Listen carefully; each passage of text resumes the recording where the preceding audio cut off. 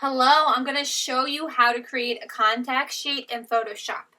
Yours might look a little different depending on the version of Photoshop, but it all has the same basic steps. So you're going to go to File, Automate, Contact Sheet 2. You're going to select the folder. So this will open up. I can find where I have my folder. I have mine right on the desktop. You might not. Hit open. Make sure it's 8x10, 300 resolution or 300 dpi. And then 6x5 columns.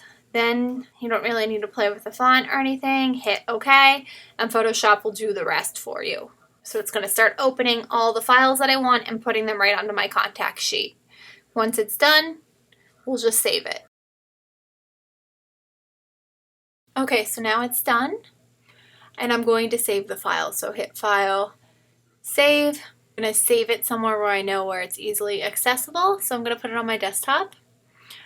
I'm going to save it as a JPEG. Actually, I'll put it right into the file that I already had it. Then I'm going to do the same exact thing with the other one. And there you go. There are your contact sheets of your photos. You can look at these and see which ones you want to edit some more or work with. You can see I was already working with these. But I can go through and quickly view all of my images this way, print this out, and have it as a resource.